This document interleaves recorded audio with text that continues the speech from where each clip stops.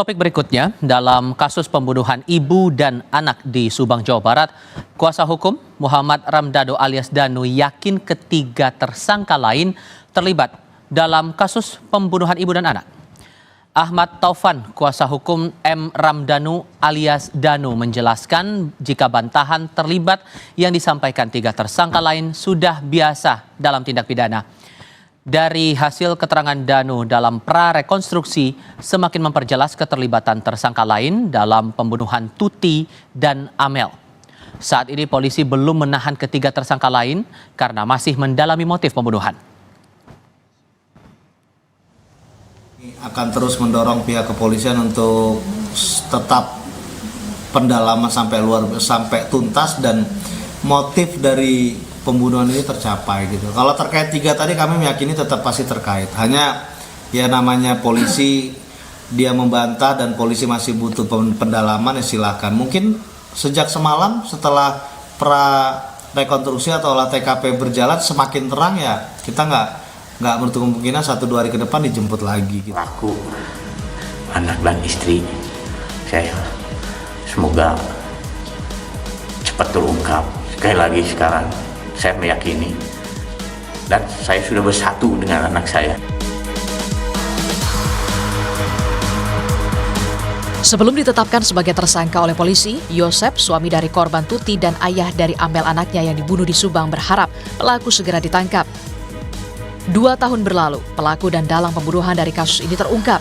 Suami korban, Yosep dan keponakannya, Danu, menjadi 2 dari 5 orang yang sudah ditetapkan polisi sebagai tersangka dalam kasus pembunuhan ini. 2 orang tersangka sudah ditahan untuk proses pemeriksaan dan mencari motif serta peran masing-masing pelaku. Tersangka yang ada, di mana memang kan pemeriksaan sebelumnya mereka ini diperiksa dalam kapasitas sebagai saksi. Namun setelah ditetapkan tersangka, ini kita akan melakukan pemeriksaan tambahan dengan kapasitas sebagai tersangka, di mana nanti kita mungkin akan melakukan penggalian terkait perannya masing-masing, kemudian keterangan mengenai keterkaitan dengan kejadian-kejadian yang ada di TKP ya. Sementara 3 tersangka lainnya, yakni istri muda Yosep, Mimin Mintarsih, dan kedua anaknya belum ditahan, walau sudah ditetapkan sebagai tersangka. Mimin membantah terlibat dalam kasus pembunuhan ibu dan anak di Subang karena ia beralibi sedang tidak berada di lokasi dan tidak mengenal Danu. Kayak kemarin, padahal saya dan anak-anak itu tidak ada keterlibatan dalam kasus ini. Kami di sini nggak ada kenal sama Danu. Tahu Danu itu waktu pas Danu di TKP digigit anjing, itu aja.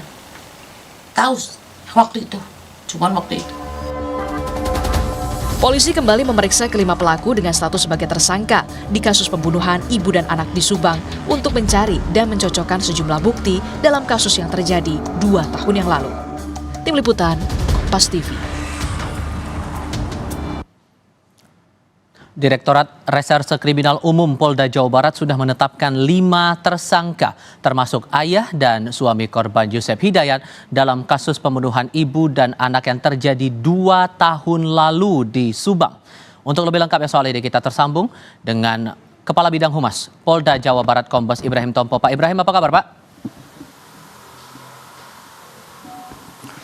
Assalamualaikum, Mas Tifal. Waalaikumsalam, terima kasih sudah bergabung bersama kami. Pak, untuk temuan baru terkait dengan kasus ini, peran Yosep ini apa Pak dalam kasus ini?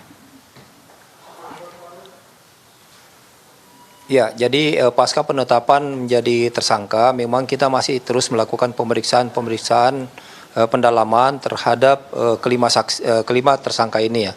Di mana memang kita mendapatkan beberapa keterangan-keterangan baru yang tentunya ini harus dilakukan penyesuaian keterangan tersebut. Nah, seperti beberapa keterangan yang kita peroleh dari saudara MR, ini otomatis kita juga melakukan verifikasi terkait dengan keyakinan apakah informasi, petunjuk maupun keterangan ini bersesuaian dengan kejadian tersebut. Nah, sehingga tadi malam juga sempat dilakukan rekonstruksi dengan kembali ke TKP. Di mana salah satu informasi dipertanyakan kepada saudara MR terkait dengan apa yang digunakan untuk membersihkan. Nah, kemudian dia memberikan data terhadap suatu benda berupa ember.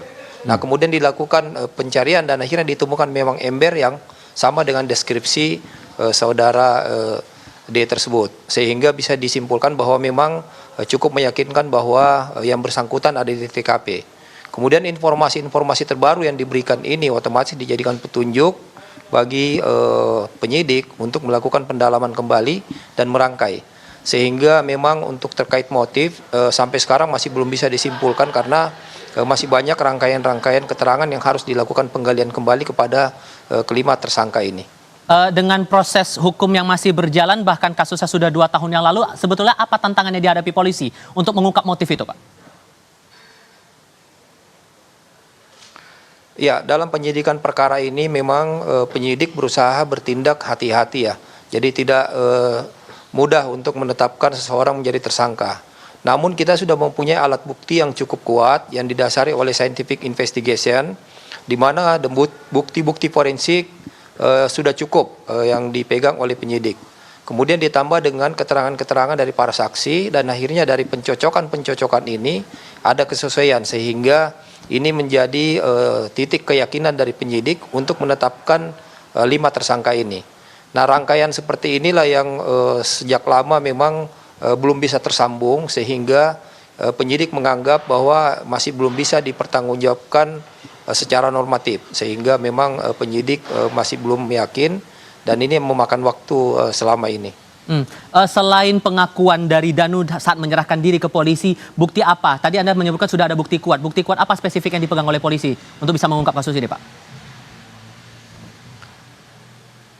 Ya, memang untuk data spesifik, data teknis buktian kita nggak infokan, tetapi kesimpulan umumnya bukti tersebut didapatkan dari hasil investigasi berdasarkan scientific investigation berupa hasil forensik baik melalui laboratorium forensik maupun data digital. Ini semua bersesuaian dengan keterangan-keterangan yang diperoleh sehingga ini sudah cukup meyakinkan bagi penyidik ya untuk mendapatkan alat bukti dalam kasus ini. Sehingga setelah dilakukan prarekonstruksi, langkah apa lagi yang akan dilakukan polisi? Pemeriksaan saksi lain mungkin, Pak? Insya Allah ini juga masih makan waktu ya untuk melakukan penyesuaian keterangan-keterangan di antara para tersangka. Nanti insya Allah akan kita susun mengenai pemenuhan unsur yang terkait dengan tindak pidana ini, kemudian akan dilakukan prarekonstruksi yang utuh, kemudian nanti juga akan kita lakukan penyisiran terhadap TKP di mana mungkin ada beberapa alat bukti yang masih terlewatkan dan juga nanti ke depan akan diagendakan untuk melakukan rekonstruksi secara utuh.